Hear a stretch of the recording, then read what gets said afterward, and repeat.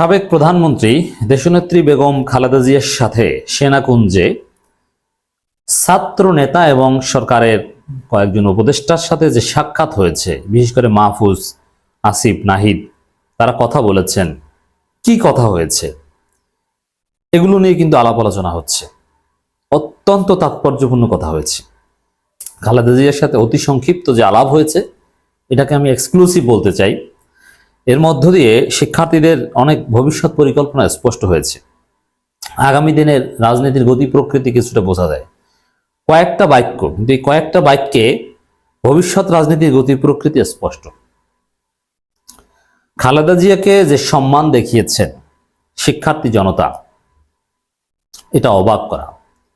এবং শিক্ষার্থী নেতারা, ছাত্র নেতারা, সরকারের উপদেষ্টারা বলছে তারা গর্বিত খালেদা জিয়াকে সম্মান দিতে পেরে। দেখেন, একদিকে বর্তমান রাজনীতিতে বিএনপি এবং ছাত্র নেতারা, এই মাহফুজ, আসিফ, এরা কিন্তু একে অপরের বিরোধী দল হিসেবে ভূমিকা পালন করছে। কিন্তু খালেদা জিয়ার ক্ষেত্রে কিন্তু সেরকম না। কেন খালেদা জিয়াকে এত গুরুত্ব কেন দিচ্ছে? খালেদা জিয়া তো বিএনপির প্রধান, চেয়ারপারসন। কাগজে কলমে খালেদা জিয়াই তো চেয়ারপারসন, ভারপ্রাপ্ত তারেক রহমান, কিন্তু মূল দায়িত্ব তো খালেদা জিয়ার। সেক্ষেত্রে সেই খালেদা জিয়াকে, যেই বিএনপি শিক্ষার্থীদের শত্রু কার্যত, এত সম্মান বা তাকে নিয়ে পরিকল্পনা, এটাই বা কেন? কি বার্তা দেয়? আমি প্রপোজাল হিসেবে প্রথমে বলছি, দর্শক, খালেদা জিয়াকে এবং বিএনপিকে শিক্ষার্থীরা, এই মাহফুজ, আসিফ, নাহিদ, এরা একভাবে দেখে না। বিএনপি আলাদা, খালেদা জিয়ার মর্যাদা আকাশচুম্বী বাংলাদেশের রাজনীতিতে। এবং খালেদা জিয়াকে এই সম্মানের মধ্য দিয়ে শিক্ষার্থীরা একটা বার্তা দিয়েছে যে আপোষহীন এবং ভারতের আধিপত্যবাদের বিরুদ্ধে সোচ্চার যারা বিএনপি, তাদেরকে শিক্ষার্থী জনতা এভাবেই স্যালিউট জানাবে, রেসপেক্ট করবে।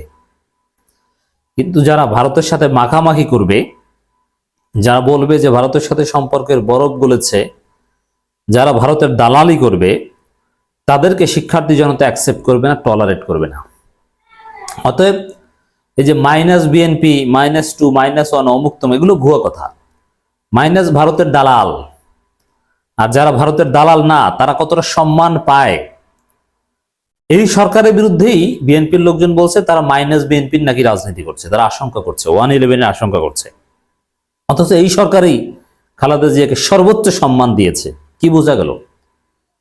মাইনাস করার ইচ্ছা থাকলে এই সম্মান দিত মাইনাস বিএনপি নয়, মাইনাস ভারতের দালাল, মাইনাস গণশত্রু। আর BNP plus Khaleda plus BNP, বিএনপিকে চায় শিক্ষার্থী জনতা।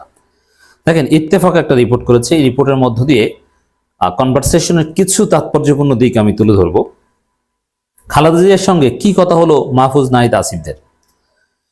বিএনপি চেয়ারপারসন খালেদা জিয়ার সঙ্গে শুভেচ্ছা বিনিময় করেছেন অন্তর্বর্তী সরকারের 3 তরুণ উপদেষ্টা।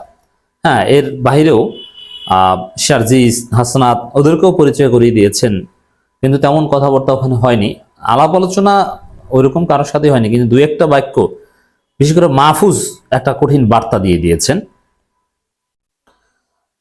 শুভেচ্ছা বিনিময় করেছেন। সশস্ত্র বাহিনী দিবস উপলক্ষে সেনাকুঞ্জে আয়োজিত সংবোধন অনুষ্ঠানে কথা বলতে দেখা যায় উপদেষ্টা মাহফুজ আলম, ক্রীড়া উপদেষ্টা আসিফ মাহমুদ সজীব ভুঁইয়া এবং তথ্য উপদেষ্টা নাহিদ ইসলামকে। বিএনপির মিডিয়া সেলে প্রকাশিত ছবিতে দেখা যায় খালেদা জিয়ার সঙ্গে কথা বলছেন উপদেষ্টা আসিফ, নাহিদ, মাহফুজ। কুশল বিনিময়কালে খালেদা জিয়ার শারীরিক অবস্থার কথা জিজ্ঞেস করেন মাহফুজ আলম। তিনি বলেন, ম্যাডাম, আপনার শরীর কেমন? এ সময় খালেদা জিয়া জানান, না, বেশি ভালো না। মাহফুজ আলম তখন বলেন, আপনাকে ভালো থাকতে হবে, আপনি সামনে আসলে একটা কনফিডেন্স বের হয়। এটাই হচ্ছে একটা বার্তা। আপনাকে ভালো থাকতে হবে, আপনি সামনে আসলে কনফিডেন্স বের। এর অর্থ কি জানেন? এর অর্থ হচ্ছে খালেদা জিয়া যদি সামনে আসতে পারে, খালেদা জিয়া যদি সুস্থ থাকে, বিএনপির কিছু কিছু ডিসিশন মেকিংও খালেদা জিয়া যদি মত প্রকাশ করতে পারে বা সিদ্ধান্ত দিতে পারে, তাহলে শিক্ষার্থী জনতা কনফিডেন্স পায়। কারণ শিক্ষার্থী জনতা বিশ্বাস করে, মাহফুজরা বিশ্বাস করে, খালেদা জিয়া কখনো ভারতের দালালি করবে না, ভারতের সাথে আপোষ করবেন না। ভারত হাসিনার সাথে যদি আপোষ করতেন, খালেদা জিয়াকে এভাবে জেলে পচতে হতো না, উন্নত জীবন বেছে নিতে পারতেন বিদেশে।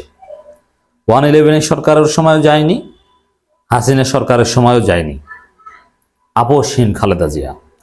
অতএব খালেদা জিয়া যদি বিএনপির প্রধান হতো তাহলে বিএনপির সাথে শিক্ষার্থীদের এই দ্বন্দ্ব অথবা এই দূরত্ব তৈরি হতো না। খালেদা জিয়া সুস্থ থাকলে, সামনে আসলে শিক্ষার্থীরা কনফিডেন্স পায় কেউ ভারতের দালালি করতে পারবে না। আসিফ মাহমুদ সজীব ভুঁইয়া তার ফেসবুক আইডিতে 3টি ছবি শেয়ার দিয়ে লেখেন, আপনাকে এই সুযোগ করে দিতে পেরে আমরা গর্বিত। আসলে খালেদা জিয়াকে মুক্ত করেছেই তো শিক্ষার্থীরা, বিএনপি তো কিচ্ছু করতে পারেনি তার জন্য। এছাড়া কুশল বিনিময়ে একটি ভিডিও শেয়ার করে এই উপদেষ্টা তার ফেসবুকে পেজে লেখেন, সোনালী অতীত ও গর্বিত ভবিষ্যৎ।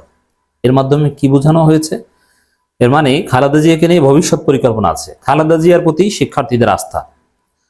এসব বিএনপি চেয়ারপারসন জুলাই আগস্ট ছাত্রদের অবদানের কথা স্মরণ করেন। এর আগে প্রধান উপদেষ্টা অধ্যাপক মোহাম্মদ ইউনূসের সঙ্গে সাক্ষাৎ করেন।